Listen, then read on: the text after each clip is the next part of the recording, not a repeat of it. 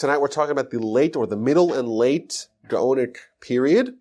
And this period has some really fantastic highs and lows. We're going to meet some fantastic characters. There's going to be some transformative events. There's going to be some really bad ones, bad characters and bad events, shameful ones, shameful individuals. And again, the Geonic era is one where we have a dual leadership structure. This is pivotal to understand this point in history. We have on one hand the Etzel art, the Reish Galusa, who's the political leader of the people. He's like a king. He's a descendant of King David. He was even called a king by the Jews during various periods. He's formally recognized by the authorities. He's the political leader of the people. Now, he was appointed by the religious leaders of the people, which were known as the Geonim. Geonim meant they headed the two yeshivas, the flagship yeshivas of the Jewish people, one in Sura, other one in Pumpedisa in Babylon, modern-day Iraq. And they each fed off each other. The Reish Galusa, the Etzel art, the political leader, he would appoint the Geonim, the greatest sage, to lead the yeshiva, and the Geonim would appoint the person worthy, the person of the family of King David worthy, to be the political leader of the people. Now, I want to start off with one of the more contentious power transfers. There was a Reish Galusa, a political leader of the people, who died. His name was Shlomo.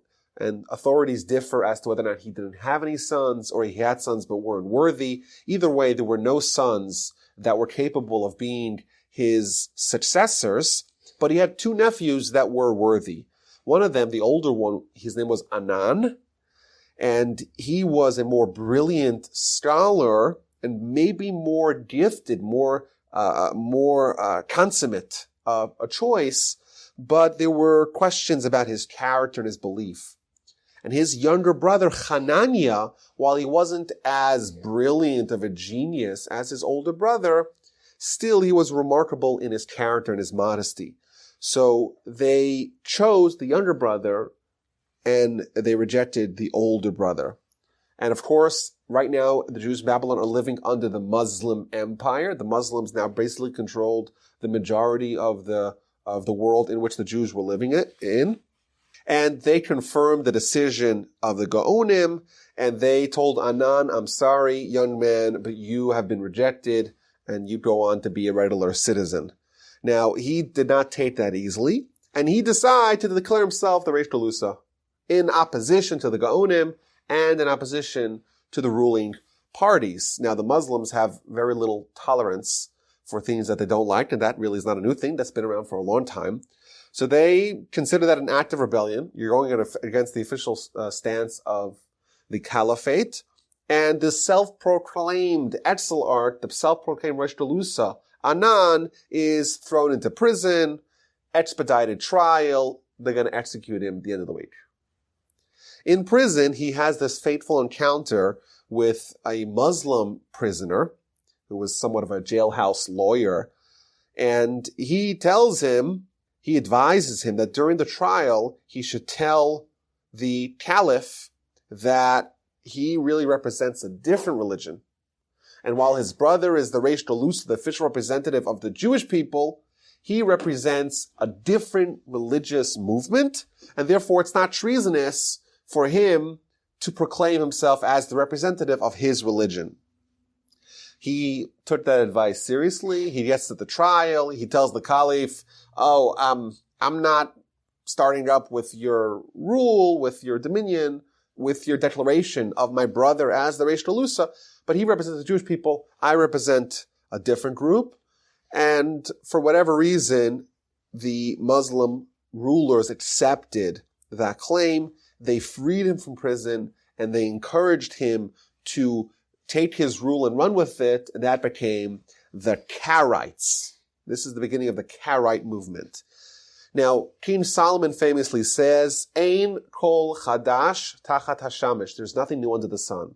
And I think there's in one particular area more than any other, it's especially true for splinter sects of the Jewish people. And we've talked about them already several times, various splinter sects, the Baitusim, the Sadducees.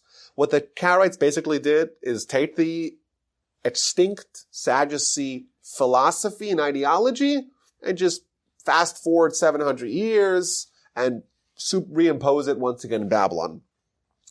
And they, of course, Anan now has a bone to pick with the rabbis because they were the ones who passed on him to be the Reish Galusa.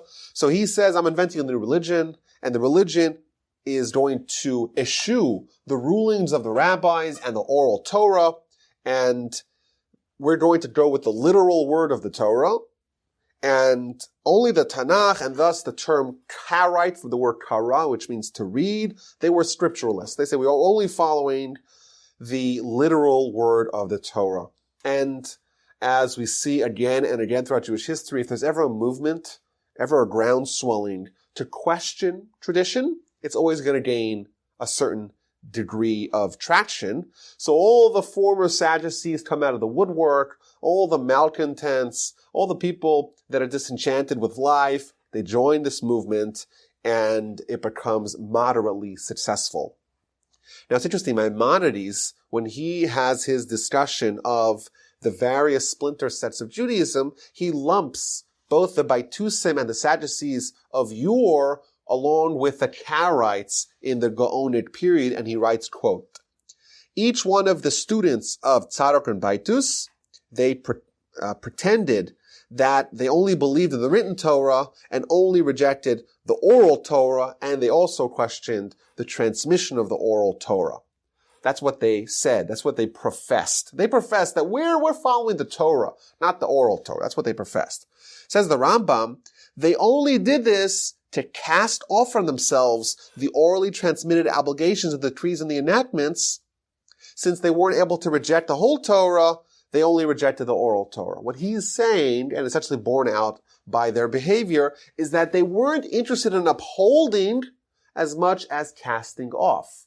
They wanted to get rid of the Torah entirely. But they knew it will be accepted as disingenuine to get rid of everything, because the Jews would never follow that. So they said, oh, the rabbis, they're the ones who are corrupt. Let's get rid of just the oral Torah. And thus, and he writes as well, since these cursed sects arose, continues the Rambam, there are groups of heretics who are in this land, which is Egypt, are called Karaites, and the sages still call them Sadducees and Baitusim. They're the same thing. And basically that's the pattern. It's a pattern where a Jewish sect decides they want to abandon Torah. Well, how do you abandon Torah? Just carte blanche. You can't do that. Instead, they'll just start trimming at the edges and say, well, this is not valid, this is not modern, this is not valuable for us today, this is arcane, this is archaic, this is esoteric, and let's get rid of tradition brick by brick. Now, the problem with the literal and, of course, arbitrary interpretation of Torah is that it results in some really strange things. Because first of all, if it's literal, then my literal may be different than your literal. So such a sect inevitably is going to splinter into many, many more sects because I want to read it my way, you read it your way, and we, by definition, have to have a different religion based upon the tenets of this ideology. So, for example, the verse in Shemos, in Exodus chapter 16, says, Al yetze ish mikomo b'yom hashvi. A man shall not leave his place, his home, his dwelling, on the seventh day. They took that quite literally, which means he never left the house. So the whole Shabbos, they're living in the house. It says also about Shabbos that you cannot have a fire. Now we know that you can have a fire provided you made the fire before Shabbos. So you can have the lights on, you have a fire burning as long as you didn't do the actual lighting, kindling of the fire on Shabbos. But they take it literally. Got to say everything's dark, can't have any hot food. The verse tells us, we read it a few weeks ago, Ki ani Hashem rofecha. I am Hashem, your healer. Well, if God's our healer, we shouldn't go to any other physician. If you like your doctor, you should keep your doctor. Right? That's what they like God, and the verse says that God's our healer. We're not going to go to any physicians. The holiday of Purim. Well, Purim is a rabbinic holiday, and we celebrate it by festivities. We have a huge meal to celebrate it. They fast on Purim to show that they're rejecting the words of the rabbis. They change all the laws to make it arbitrary and to go deliberately against what the rabbis installed. We actually have a custom today that's ubiquitous across the Jewish world that we have thanks to the Karaites, and that's the cholent, otherwise known as the chamin, on Shabbos lunch. You notice every Jewish community, every Jewish home has this stew, this hot stew that we eat specifically during Shabbos lunch. And the reason why is we're demonstrating that we don't believe what the Karaites believe. You can have a fire on Shabbos provided you make it before Shabbos. You should have hot food. Not just Friday night, leftover hot food from Friday's heating, but even Shabbos day. Keep it on the fire because we're supposed to show that we don't agree with the Karaites. In fact, one of the Rishonim, the Baal HaMaor, went as far as to say someone who does not eat the hot food on Shabbos lunch, we have to check whether or not they're really a heretic. Either way, this movement gains some traction, and it does cause some harm to the Jewish people. It didn't thrive for that long. Of course, there are inborn contradictions with such a movement. Everyone is told to interpret the Tanakh literally, so everyone does, and there's various different conclusions. What's the laws? All the laws start to splint in various directions. Additionally, the Geonim, the great rabbis at the time, mounted a fierce polemical response to the Karaites that totally destroyed them. And therefore, that group they left Babylon, they went to Egypt, they went to Israel, and eventually most of them converted and became Muslims. Unfortunately, like most schisms in the Jewish world, instead of becoming a bastion of a Jewish community, it's just a channel for Jews to leave. In the Karaites, they left and joined the Muslims. In the 18th and 19th century, many Jews who abandoned Judaism joined the Christians. But regardless, these movements, if one thing is consistent in Jewish history, is that these movements do not last. Today, there's a few thousand Karaites left. I think there's one shul in Northern California still that's officially a Karaite shul, even though they don't really have a very vibrant constituency. And in Israel, there's a whole debate as to the Jewishness of these people. Are they Jewish? Are they not Jewish? It's a good question. And it is an interesting historical anecdote that there were significant groups of Karaites living in the Ukraine. And during the Holocaust, the Germans had a panel of Jews who were in concentration camps, but were experts in Jewish history. And they asked them, are the Karaites biologically Jewish? And thanks to some foresight, these three scholars told them that they were not biologically Jewish and spared the Karaites from being slaughtered. Either way, there is some severe destabilization as a result of this movement. It was at its peak during the Geonic Era and quickly petered away. But basically, we have the appointment of one Reish Galusa that causes the Karaite movement. When Hananiah died, the younger brother of Anan, there was a question whether or not someone in that family, maybe that's not the right family to use to try to find the replacement. If you remember last week, we spoke about Bastanai, who had two wives. He had the Jewish wife and the Persian wife. Both Anan and Hananiah were from the Jewish wife. And after this whole Karaite debacle, they said, you know what, let's scrap this family. Let's go to Bastanai's Persian wife who converted to Judaism, but that family, and let's look over there to find a suitable Reish Galusa, and they appointed someone by the name of Zakai Barab Achunai. He was a descendant of Bastanai's Persian wife, and he became the Reish Galusa, and that continued throughout his family.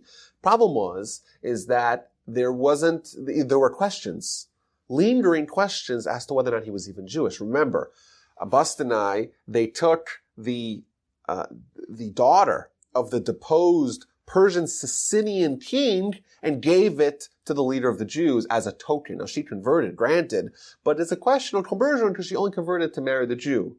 So it was always in doubt, or at least his detractors would often highlight that to question his legitimacy, as a Jew, but certainly as a king. So there was a lot of infighting from these other groups, from these deposed families, to try to usurp the throne. Another candidate from the other family, his name was Nitrunai Bar Habibi. He declared himself Reish Galusa. Various different factions broke out amongst the Jewish people, supporting which one of them is the king of the Jews, basically. Ultimately, this other individual, Nitrunai Bar Habibi, he left for Spain. He gets to Spain, just to give an insight to kind of the genius of such people that we're talking about. He gets to Spain. The first thing he does is to write down the entire Talmud from memory. So they should have an extant copy in Spain, which was very distant from the center of Jewish life, and he helped to lay the foundation of the fabulous Jewish community over there. But either way, we see an erosion in the position of the Reish Galusa, whence, there already are debates and schisms. Who's the real Reish Galusa? Who's the legitimate one?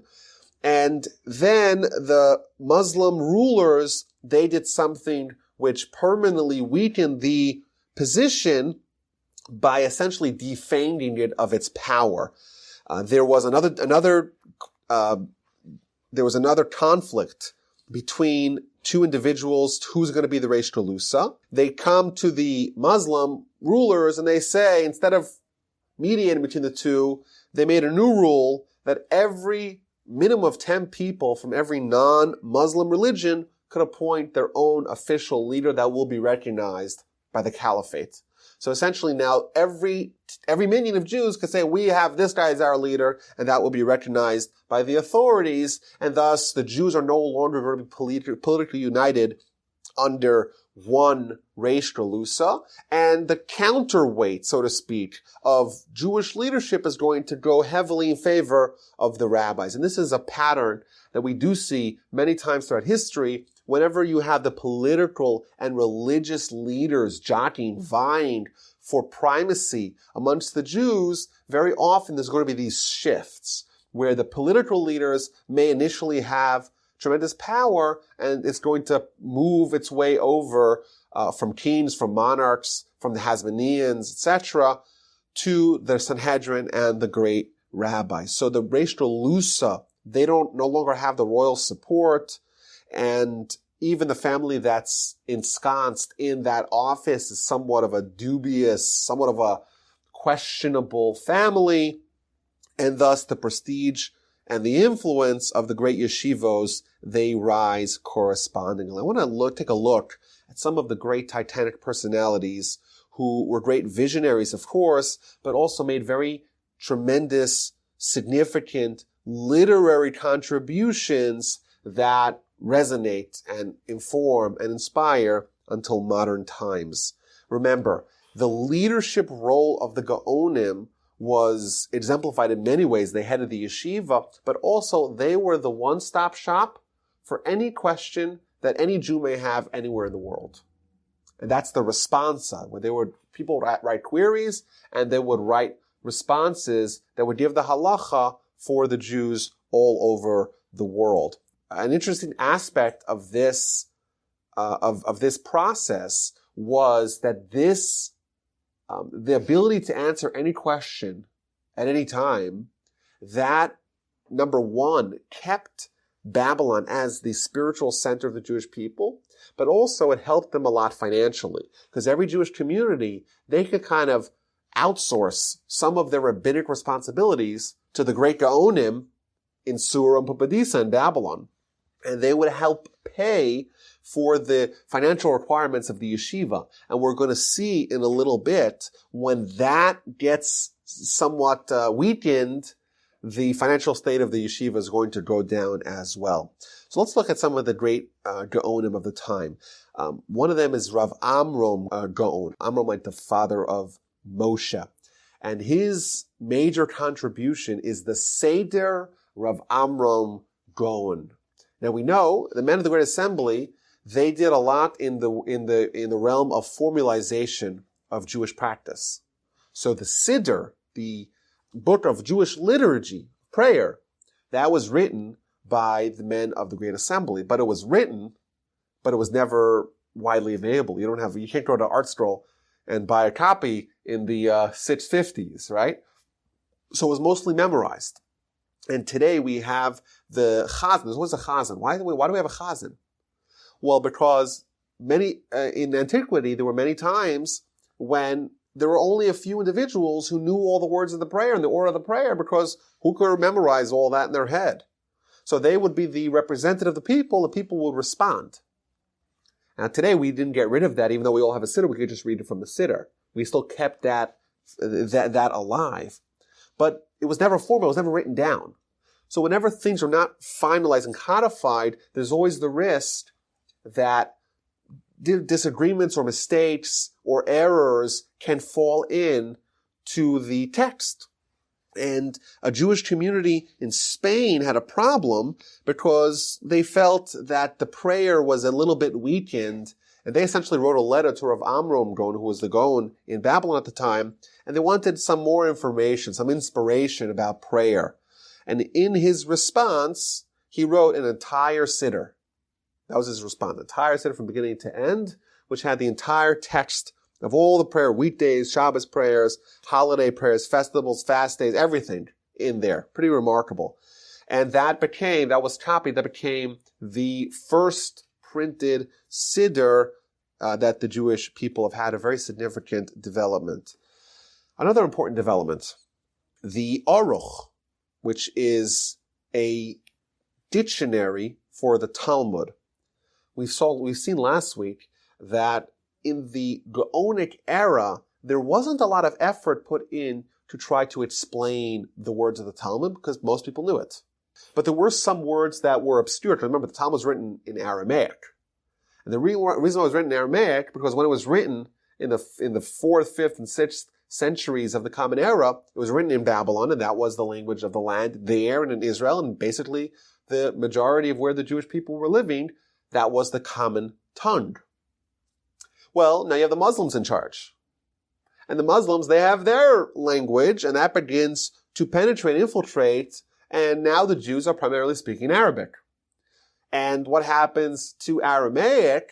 That becomes a language for the scholars.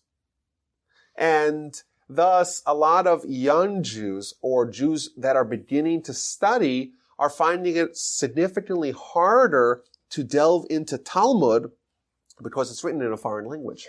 It's, by the way, what we suffer today. We have the Art Scroll Talmud, which is a fantastic modern example of the problem that they faced at that time. Because it's written in English, Aramaic is great if you speak Aramaic, but what if you don't speak Aramaic? So we have to have subtitles, right? We have to have explanation. So that's why we have a 73-volume Art Scroll Talmud.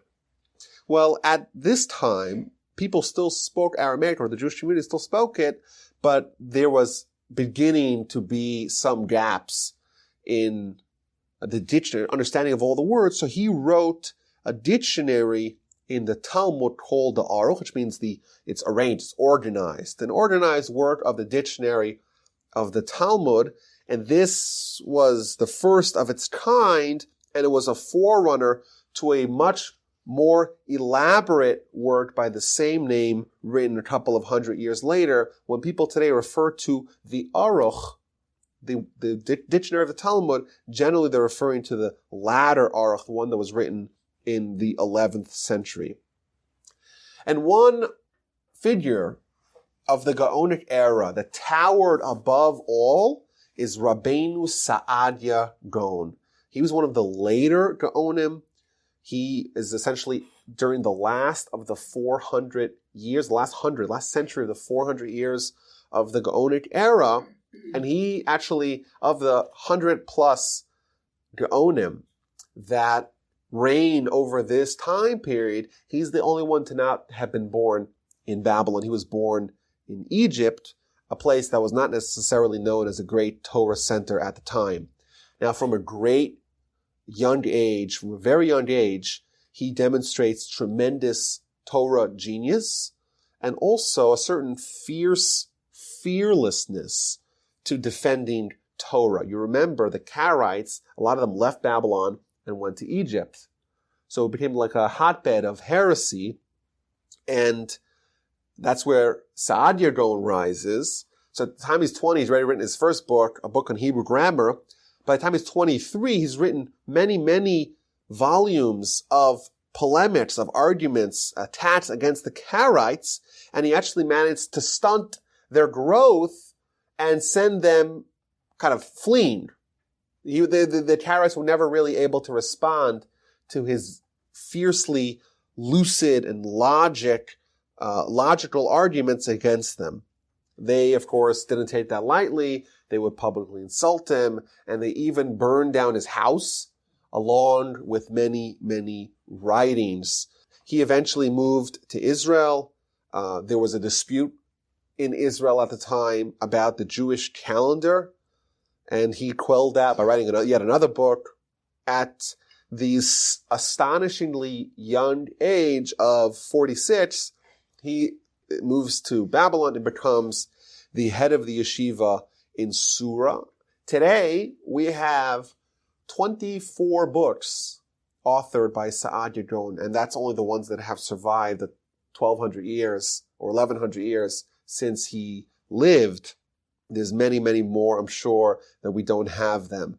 One of the most important books of the era, and certainly the magnum opus of Rabbeinu Saadia Gaon's life, is the Emunos V'Deos. Emunah from the word faith or belief, and Deos from the word Deya, knowledge. Faith and knowledge, which is a systematic explication of Jewish philosophy that has withstood the test of time. It's 1,100 years hence, and it's still considered one of the foundational books of Jewish theology, philosophy, and our Weltanschauung, our way of thinking about the world. Now, just briefly, what some of the areas that he discusses, he's essentially writing a response to the various philosophical heresy of the time. And this is an interesting, again, another pattern throughout Jewish history, is that Torah doesn't change. We're told in Deuteronomy that this is the word of God, it doesn't change, but the various heresies do. And the Greek philosophy that to us is something very arcane was very powerful during the medieval times. And that's why we see the responses of Reb Saadia Gaon, of course, Maimonides wrote a whole book called The Guide to Perplexed, the Moreh Nevuchim, which is a response to Greek philosophy, because that was the dominant way of looking at the world at the time. Now things have changed, and therefore the battle, so to speak, with the Torah world, against our detractors is always changing, and that's why the fight is always changing. But it's interesting, he wrote books that argued with very powerful logic. Number one, that the universe did not always exist. Because remember, the Greeks always believed in an eternal universe. The world's been around forever. In fact, that is actually a belief that lasted a very long time. Only in modern times, in the 1960s, did it become the scientific fact that the first word of the Torah, Bereshis, there was a beginning, was accepted universally. But he had to write a response to that because that was the heresy of the time. The Creator is one, not the Trinity nonsense. Man has a soul. The Torah was given to us by the Almighty at Sinai. We have free will. The basic core fundamental tenets of Judaism. He wrote an entire book that organized it. He also translated the Tanakh into Arabic, again, responding to the needs of his generation. And Maimonides, several hundred years later, he captures the scope of the influence of Rabbeinu Saadia Gaon by writing, quote, "Were it not for Saadia, the Torah would almost have disappeared from among Israel." Again, every several generations, we see a figure that just is able to almost single-handedly redirect the Jews back to Judaism. If there's any individual that is most responsible for stemming the tide and the catastrophe of the Karaites, it would be Rabbeinu Saadia Gaon. Now, at the end of the Geonic era, the two yeshivos are going to decline, and the structure of the Jewish world is going to be upended, and the era is going to end. There's a few reasons why the yeshivas decline. Now remember, these yeshivas there were many yeshivas. There's always been yeshivas. But these were not like a yeshiva for a town or for a region. These were yeshivas that were the center and accepted by the entire Jewish world as being the epicenter of Jewish life. These were the flagship yeshivas of the Jewish people, and that's why the two leaders are called the Geonim, and they are recognized officially as being the leaders of the people. Yeshivas existed everywhere throughout all times in Jewish history, but specifically, when we're talking about yeshivas in this context, that means the yeshivos that are accepted as the universal home of the Jewish people. That suffered as a result of several factors. Number one is regional instability. The Muslims, who brought a lot of stability to the region and to the world because they had an entire empire that spanned much of the Jewish world, they had factionalism amongst themselves. They had the Turks who got involved, whole story how they got involved, the Umayyads in Spain, the Fatimites in Egypt. They each kind of created their own little region. Of course, they were warring as well about religious matters. Which one of us are the real Muslims, the Shiites, the Sunnis, and all these other various groups. And that meant that the once unified empire is broken up into smaller parts. So if you're a Jew living in Egypt, or you're a Jew living in Morocco, or you're a Jew living in Spain, you're kind of not linked anymore to Babylon. You want to go study. Where are you going to study? You can't travel there. It's a different region now. It's much harder to have the free flow of people and of ideas when there's war amongst the two localities. So that's number one. The student body is going to diminish. Number two, questions.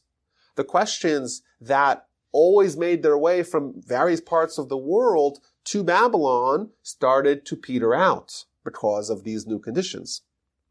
Another factor, competition. The yeshivos were victims of their own success.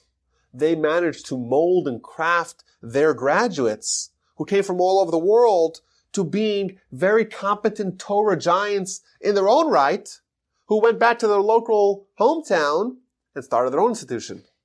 So their own graduates became their competition. So yeshivas of high caliber sprout up all across North Africa and Spain and Egypt, even parts of Europe as well.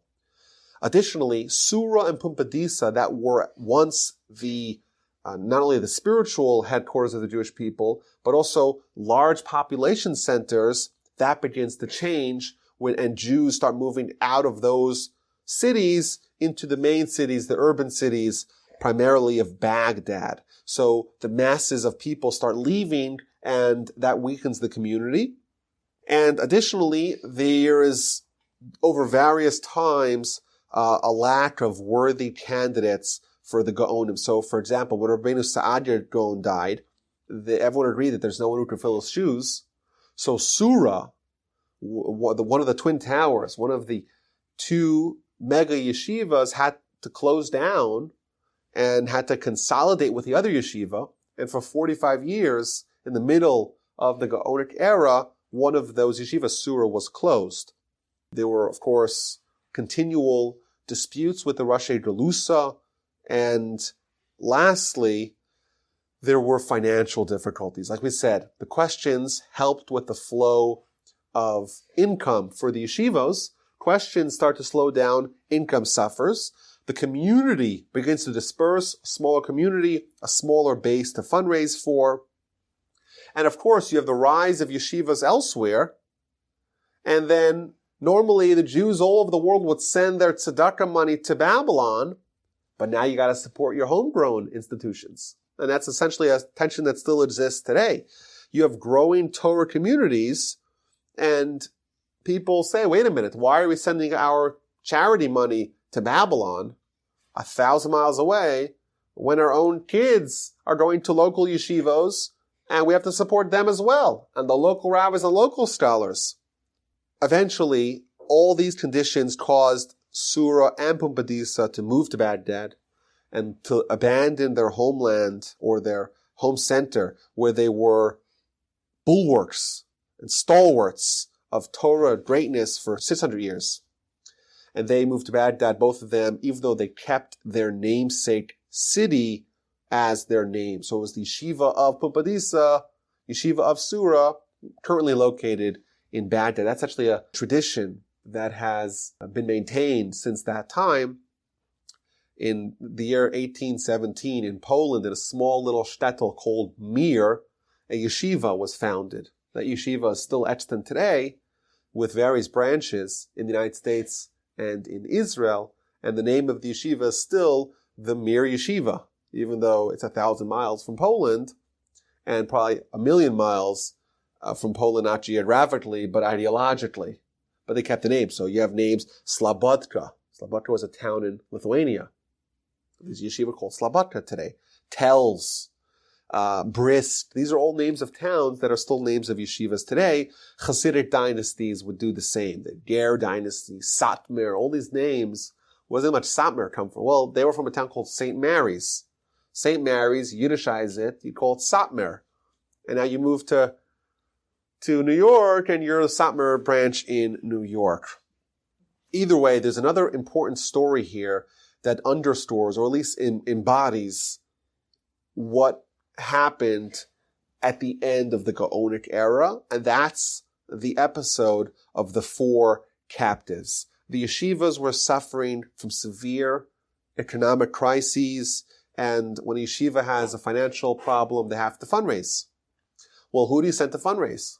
It would be great if you could send some underling, but you want to go fundraise in Africa or in Egypt, they're going to look at some administrator. I don't want to give it to the administrator. I want to give it to the head of the yeshiva. So all the 4 heads of the yeshiva made a joint fundraising trip and were kidnapped. And were kidnapped in the Mediterranean Sea by pirates who weren't looking for money, but were looking for slaves. And they kidnapped the 4 great Torah giants, and they go to slave markets and sell them off. And they knew they were Jewish, and they know that if you capture a Jew, they command a high price because the Jewish community wants to buy their own. And this is a remarkable, fortuitous episode because the writing was on the wall that Babylon is going to no longer, or not for much longer, be the center of Jewish life. Problem is all the great rabbis are coalesced in Babylon. You have great Jewish communities elsewhere with relatively smaller bodies of clergymen, certainly not people of the caliber of the great Geonim. So these 4 rabbis are kidnapped and are sold in slave markets to Jewish communities, one in Alexandria, one in Fez in Morocco, one in Tunis and Tunisia, and last one in Sicily. And these individuals end up building amazing yeshivos and Torah centers as the official recognized leader in their new town their new adopted hometown. So an event that really is, I guess it would be scary. Great rabbis get kidnapped. That doesn't sound very good, but ultimately this is preparing the new frontier of Jewish life after Babylon. But of course, this further weakened Sura and Pumpedisa when they lost a lot of their great leaders. And again, this is, at least in hindsight, we can see this as a blessing in disguise because now the groundwork has been laid for future dynamic Torah communities elsewhere in the world. At the twilight of the era of the Geonim and the era of the great yeshivos, there's several shining stars that rise amongst the people. And the last 2 Geonim of Pumpedisa, Rav Shreira Gaon, and particularly his son, Rav Hai Gaon, who's going to be the last of the Geonim, they steward a temporary renaissance of these centers. So Rav Shreira Gaon, first of all, he's chiefly responsible for reopening the yeshiva in Sura that had closed. He was successful to a certain degree to strengthen the ties between the community in Babylon, the community elsewhere that was suffered. He reigned for an unprecedented long time. It was 30 years ago. And the reason why that's so impressive is because they took the venerated sage of the Jewish people. Oftentimes that would be someone who's very old. But his son, Rav Haidon was his father's assistant from the very early age of 29. At the age of 46, he became the Afbeis and the head of the court. And at the age of 59, while his father was still alive and aged 92, he took over as Gaon. This is the only time in history, in the 400 years of Geonic era, where a father and son reigned simultaneously. He was already 92 years old and getting old, still sharp like a tack, but he abdicated his throne to his son Rav Haidon, and under Rav Haidon's leadership, Pumpedisa had a resurgence. Thousands of students from all over the world once again came to the great yeshiva in Pumpedisa. We're told by the Raavad, who lived several hundred years later, quote, Rav Hai disseminated more Torah amongst Israel than all the Geonim who preceded him. In his light walked all those who thirsted for Torah. None of the Geonim were his equal. It's ironic that the end of the Geonic era sees such a great visionary and leader and teacher. He also was very prolific in his writing of responsa. We have thousands upon thousands of responsa that he wrote. Of course, not all of them survived, but essentially a third of the entire body of Geonic responsa comes from Rav Haidon, the last of the Geonim. And what's remarkable about him is that he would answer in whatever language the query came in. So someone writes a question in Arabic, he'll write to him in Arabic as a response. Someone writes a question in Hebrew, no problem. Hebrew is a response. Aramaic, whatever you want. So even though is kind of an overall diminishing of the stature of the yeshiva, it has this rise at the end. Rav Haidon, when he died in the year 1038, it's essentially accepted as the end of the Geonic era. There were some individuals who did head the yeshiva and were called Gaon by their contemporaries at the time, but historically that marks the end of this era. The reason why it does, because of all conditions that we mentioned earlier, it doesn't mean those yeshivas closed. It just means that they were downgraded from being a yeshiva for the entire nation to being a yeshiva for the local or maybe even the regional population. But thankfully, like we see in Jewish history, one door closes, another opens, the sun sets here and it rises elsewhere. The next frontier of Jewish leadership, of Torah giants, is already in motion elsewhere. If you remember, the four captives, one of them is Rav Chushiel Gaon, and he ends up in Fez, Morocco, and he's there with his son, Rabbeinu Hananel. Rabbeinu Hananel is a very pivotal character in Jewish history because he's the one who really represents this turnover. He's from the Geonic era leading into the Rishonim era that will follow, and he is represented by the various different roles that the rabbis are going to play. His student, Rabbi Yitzchak Alfasi, Rabbi Yitzchak from Fez, is known as the Rif, one of the great Rishonim of all time, who would end up in Spain, of course, and headline the great Spanish Torah era of the 11th and 12th centuries.